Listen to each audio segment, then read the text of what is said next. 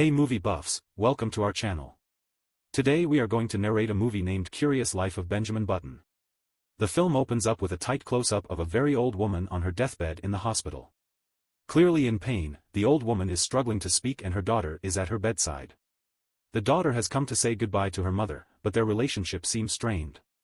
The woman asked her daughter to bring her a diary from her belongings and to read it to her. The diary looks like a journal with tickets and photographs glued to the pages. The daughter begins reading from the diary and it turns out to be the story of Benjamin Button. We then cut to the end of World War I in 1918. Throughout the streets of New Orleans, people are flooding the streets in celebration. A young man, however, is rushing home to check on his wife who has just given birth. His wife appears to have hemorrhaged during childbirth and is on the brink of death. Before she takes her last breath, she asks her husband to ensure that their child have a place in this world. Benjamin's father promises and shortly thereafter the mother expires. He approaches the crib and the attending nurse tries to warn him, but he cries out in horror when he lifts the blanket and sees his son for the first time. He then grabs the baby and tears out of the door. He runs madly into the street with the baby crying wildly and eventually stops at the banks of the river. He contemplates throwing the baby into the river when a policeman stops him and chases him. Benjamin's father frantically runs away and eventually stops at the porch of a large house. He hears people inside the house and then impulsively places his baby on the steps of the house and leaves whatever money he has with the baby. Within seconds, a young black couple come out of the house. They begin to descend the stairs and one of them almost trips on the baby. The woman, Queenie, picks up the baby and we see that Benjamin looks like an octogenarian infant. Despite the protests of her husband, she decides to take the baby in. She brings the baby into the house and puts him in the top drawer of her dresser. When the doctor examines Benjamin, he tells her that the baby suffers from arthritis, is nearly blind from cataracts and has osteoporosis. No one expects the baby to survive long. Unable to have a child of her own, Queenie decides that Benjamin is a child of God and takes on the responsibility of raising him.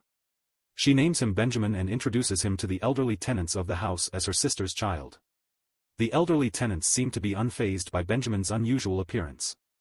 One elderly woman even remarked that he looks just like her ex-husband. Over the next few years, we see Benjamin spend his early years as a short, frail, bald elderly man with glasses when in fact, he is only 5 years old. He calls Queenie Mama and his mannerisms and impulses are very childlike. Although he's fully grown in size, Queenie still bathes him and scolds him like a child when he tries to wander off. He begins to learn to read but cannot walk and is confined to a wheelchair. Then one day, Queenie takes him to an evangelical healer. After healing Queenie's infertility, he commands Benjamin to walk during a dramatic healing. After Benjamin stumbles and takes his first steps, the preacher suddenly drops to the floor and dies. Benjamin progresses physically, being able to walk with the help of crutches. He soon befriends a charming pygmy man who takes Benjamin into town and they seem to connect over their uniqueness. Benjamin remembers his first taste of freedom as one of the best days of his life. Scene shifts to Queenie throwing a party at the retirement home for visitors, and Benjamin, now able to walk without crutches, soon meets the granddaughter of one of the tenants. She's a striking red-haired girl with blue eyes named Daisy. Benjamin develops an instant boyish crush on her even though he appears to be an elderly man. In his diary, Benjamin remembers this as the day he fell in love with Daisy. During the party, Queenie announces that she's pregnant and Benjamin feels slightly jealous. Benjamin and Daisy quickly form a bond. Daisy is quick to realize that Benjamin is no ordinary elderly man because of his childlike ways. They spend a lot of time together and sneak off one night to talk but are caught by Daisy's grandmother who accuses Benjamin of inappropriate motives. Queenie tells Benjamin that he's no ordinary child, that he's a man-child, and that people will misunderstand him. Benjamin begins to grow physically and can bathe himself now and seems to be going through puberty even though he still looks elderly. While getting his hair cut by an elderly woman at Queenie's house, he remarks that with every day he feels he is growing younger. Benjamin visits the docks of the harbor and one day volunteers to work for a salty tugboat captain named Captain Mike.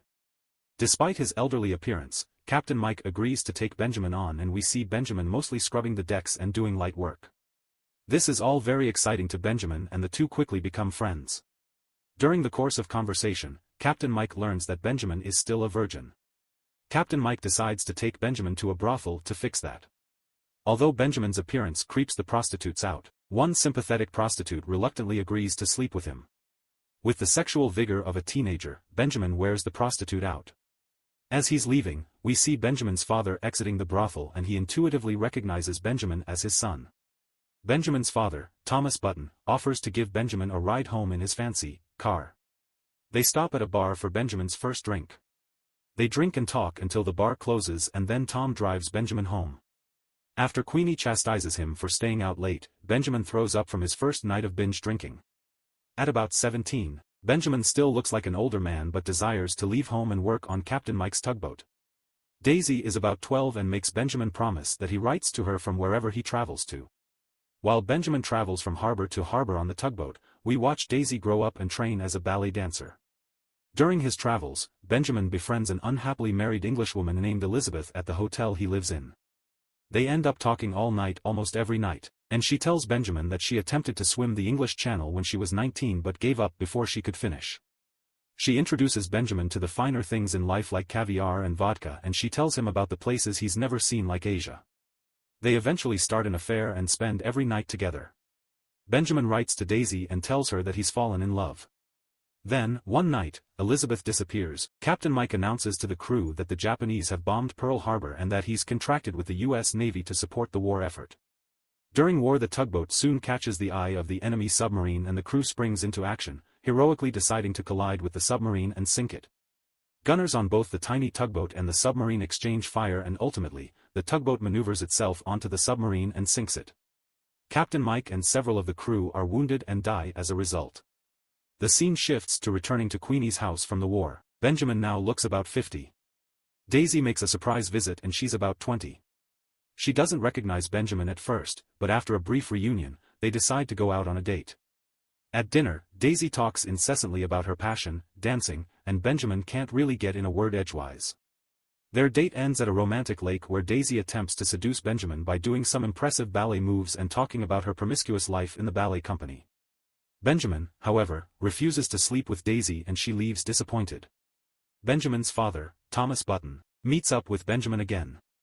Thomas Button walks with a crutch due to an infection in his foot and his health is failing.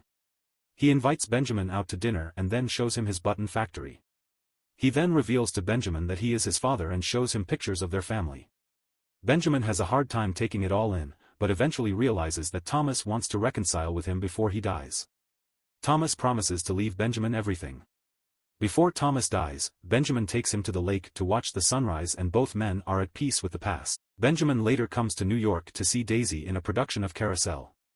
He's moved by her dancing, but Daisy is a little startled to see him come backstage. Refusing his invitation to dinner, she invites him to come out with her dancer friends. Surrounded by young people and watching Daisy flirt with her new boyfriend, Benjamin realizes that they're worlds apart. Disappointed, he goes back home to Queenie's house. Back in today's world, the dying Daisy tells her daughter that Benjamin came to tell her that his father had just died but she was 23 and foolishly wrapped up in her own world. Daisy remarks that even though she had many lovers in her youth, she always thought about Benjamin and felt connected to him. Daisy is now dancing with a ballet company in Paris. A friend wires Benjamin the news about Daisy and he comes to Paris to see her. We learn that the car crushed Daisy's right leg and thus ended her dancing career. Full of both angry pride and shame, Daisy tells Benjamin to leave her alone.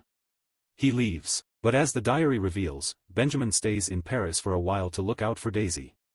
As her daughter reads from Benjamin's diary, the modern Daisy had no idea he had stayed in Paris and begins to weep.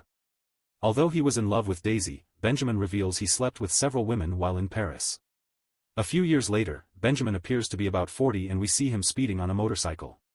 Daisy, having recovered and able to walk again, visits Benjamin at Queenie's house. She asks him to sleep with her and he promptly says yes. They end up traveling together and living on the sailboat Thomas Button left his son. When they return from their travels, Queenie's house is empty and the couple learn that Queenie has just died. They attend her funeral services and Benjamin sells his father's house. He and Daisy buy a duplex and spend all their time as a young 40-ish couple in their sparely furnished apartment. They make love all day and watch the Beatles on American TV for the first time. Renewing her love for dance, Daisy has opened up a dance studio and teaches little girls. She is dancing in front of the mirror one day when her leg injury reminds her of her limitations. In spite of this, Benjamin, who is watching, clearly still loves and admires Daisy. She remarks that they've finally met halfway in time. Benjamin is 49 and Daisy is 43, and then Daisy reveals that she's pregnant. Months later, Benjamin expresses his concern that the baby will be like him but Daisy assures him that she will love the baby even more if it is. Before they leave the diner, Benjamin sees Elizabeth on TV, celebrated as the oldest woman to swim the English Channel. She's 68. Later, Daisy delivers a perfectly healthy baby girl and names it after Benjamin's mother, Caroline. Back to modern times, the daughter suddenly realizes from reading the diary that Benjamin is her real father. Daisy had remarried and the daughter, Caroline, had grown up thinking that her stepfather was her birth father. Visibly upset, she leaves the room but come back later to complete the journal. Benjamin is clearly worried about being able to care for his wife and child as he grows younger and younger. Daisy is adamantly optimistic and assures Benjamin that she can care for him and the baby, but Benjamin is not convinced. He tells her that she would be disappointed with such a life and that the baby deserves a father and not a playmate. He tells Daisy that he wants Caroline to have a real father and that he wants to leave before she can remember him. After Caroline's first birthday, Benjamin sells his father's button factory, the sailboat, the summer cottage and all his assets and leaves all money in bank safe deposit for Caroline's and Daisy before walking out the door. The modern-day Daisy reveals to Caroline that she soon met Caroline's father shortly thereafter and that Benjamin was right, she wasn't strong enough to raise the both of them alone. Now about 23 years old in appearance, Benjamin visits Daisy's dance studio one night and Daisy, now about 60, is startled by his return. Benjamin is youthful and strikingly handsome while Daisy has naturally aged. He meets his teenage daughter and Daisy's husband. She explains that her husband is a widower and that Caroline has a lot of Benjamin's attributes. Daisy leaves with her family but later comes to Benjamin's room at night. Although clearly embarrassed by his striking youthfulness with her aging body, the two make love before Daisy says goodbye one last time. The modern-day Caroline remembers the visit from the mysterious stranger and then finds postcards in the diary from Benjamin addressed to Caroline on several of her birthdays. With each postcard, Benjamin expresses his regret that he wasn't there during key milestones in life, like her first day at school and her first heartache. We then see Benjamin live out his 20s, drifting and traveling. He wanders around India and works odd jobs, often sleeping in abandoned buildings. Then one day, Daisy receives a mysterious phone call and takes a cab to Queenie's house. Child Protective Services has found Benjamin, now a minor, living in an abandoned building in New Orleans. They manage to trace Daisy from all the references to her in his diary. We see that Benjamin is now a pimply 12-year-old who is afraid of human contact and is showing signs of dementia. He doesn't remember Daisy but feels like he should know her. The modern-day Daisy then narrates that she moved into Queenie's house to care for Benjamin. We see Benjamin as a difficult 7-year-old showing signs of Alzheimer's disease. In one heartbreaking scene, Benjamin regresses to a 4-year-old and talks about having the feeling that he's lived an entire life but can't remember any of it. We then see him regress to a toddler and then finally an infant in elderly Daisy's arms. Daisy narrates that one day, Benjamin took one last knowing look at her and then died in her arms. Fully spent by this story, Daisy and her daughter share a sense of relief and closure that comes with the revelation of long-hidden truths. Daisy looks to the window and sees a hummingbird approach and then fly away into the storm. With that we have come to the end of our movie. If you liked the video make sure to hit that subscribe button and ring the notification bell, so you never miss out on our latest recaps. We're here to turn your movie nights into an unforgettable experience.